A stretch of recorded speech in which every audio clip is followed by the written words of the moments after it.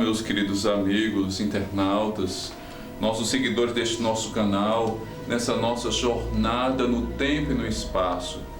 Eu sempre acreditei que podemos entender a história e os acontecimentos na criação do mundo como tudo se originou, sem descartarmos a visão da ciência, que traz o mesmo tema, o mesmo assunto.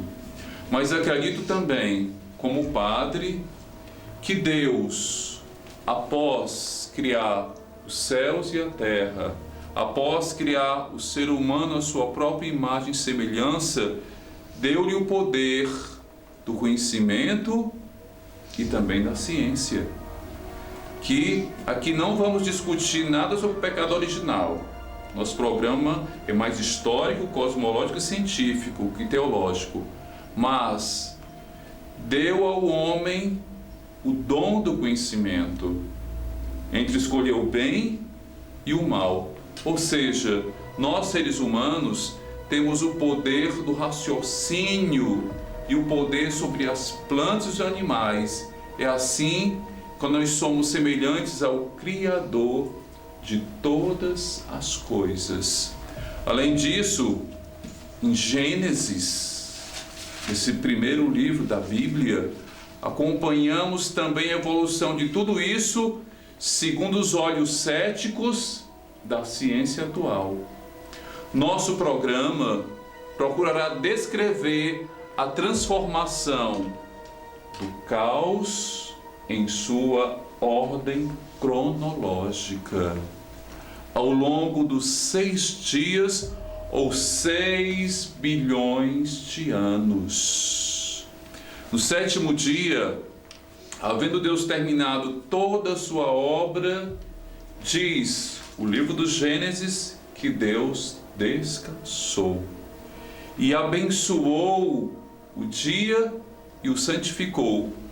Portanto, no livro do Gênesis, podemos juntos conhecer a história da criação do mundo pelo nosso Deus, a origem da nossa humanidade, acompanhando o que a ciência fala desde os seus ensinamentos. E hoje, de forma toda especial, dando continuidade a essa visão do cosmos, vamos abordar a formação das galáxias. Abordar a formação das galáxias numa aventura bastante curiosa e recheada de novos conhecimentos que a ciência hoje nos comunica. Passando 500 milhões de anos desde o início do universo, a força gravitacional uniu lentamente aglomerados de estrelas, formando as galáxias que estamos vendo agora. E esta mútua atração formaram os primeiros CRUDs, que quer dizer o quê? Galáxias em atração gravitacional, que por sua vez, como estamos também a ver, formaram grupos locais como o nosso próprio sistema solar. E a teoria do Big Bang foi capaz de explicar algumas observações astronômicas muito importantes para o nosso conhecimento hoje, bem como responder de modo satisfatório algumas das nossas perguntas sobre a origem do universo e da Gênesis, da qual nós estamos a debater, e não deixando ao mesmo tempo de fazer uma série de questionamentos. Há muito ainda para se descobrir sobre a origem desse universo, seja através do Gênesis, seja através da ciência e dos astrônomos, que continuam em busca de respostas, escavando cada vez mais fundo a história da origem do cosmos. Mas hoje nós vamos objetivar nas estrelas esses pontos luminosos distantes que nos encantam com a sua beleza, principalmente nos céus no período noturno, quando elas ficam expostas aos nossos olhos. As estrelas, essas que contemplamos, são astros celestes que encantam desde a antiguidade, despertando a curiosidade de tantos e tantos cientistas e filósofos. Mas o que muitos não sabem é que, como nós, elas nascem, elas crescem e também um dia elas deixam de existir, elas morrem. Lembrando que muitas que já estão nos céus, que nós podemos contemplar, elas já não existem mais. Vemos simplesmente a sua luz que caminhou através do espaço e do tempo no cosmos, mas elas já morreram há milhares de anos. E o nascimento de uma estrela, como é que ela ocorre?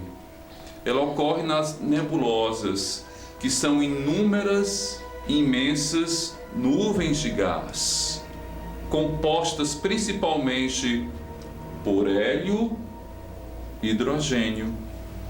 E em virtude da força gravitacional, as moléculas vão sendo atraídas umas pelas outras, ficando bem próximas, com que faz com que a nebulosa tenha uma redução de tamanho, ou seja, ela vai se contraindo. E essa contração de gases vai aumentando a temperatura, aumentando mais e mais, e quando a temperatura é alta e suficiente, essa enorme mola de gás começa a emitir luz e hidrogênio e começa a queimar. E esse processo é chamado de fusão nuclear e libera muita energia mesmo. E essa sequência desse fenômeno vai caracterizar o início da vida de mais uma estrela ou de mais um planeta. E durante essa fusão nuclear, os átomos de hidrogênio fundem-se, dando origem ao hélio. E a queima do hélio dá origem ao lítio e assim por diante, cada vez mais originando elementos mais e mais pesados.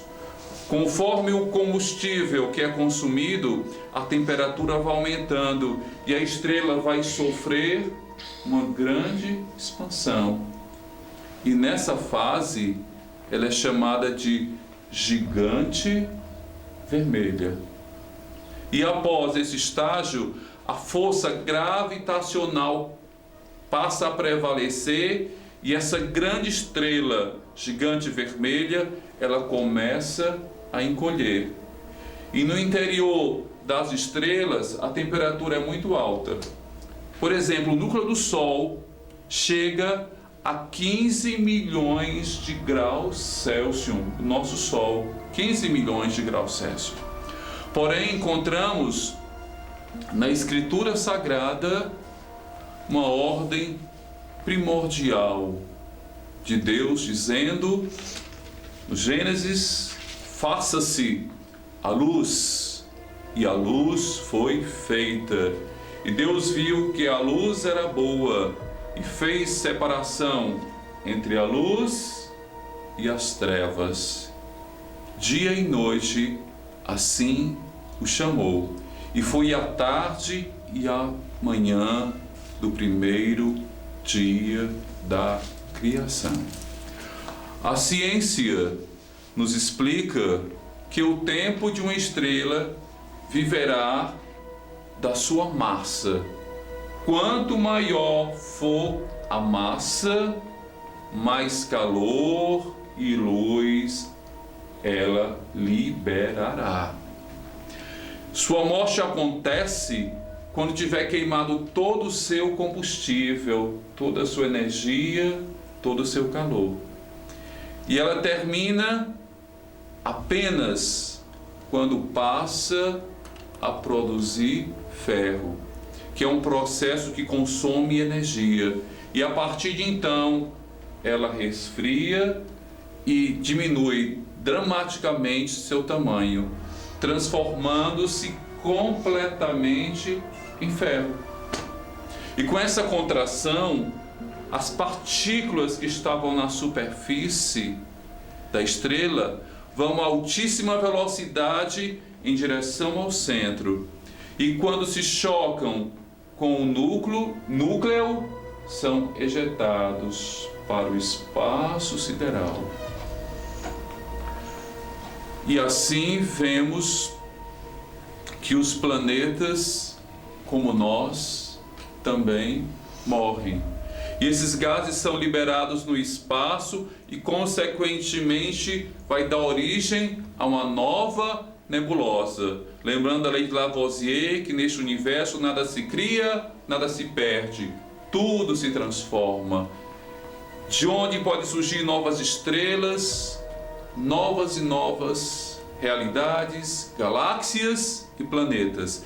E se a massa da estrela for considerada pequena, cerca de 1/3 do Sol, ela irá virar uma estrela de nêutrons.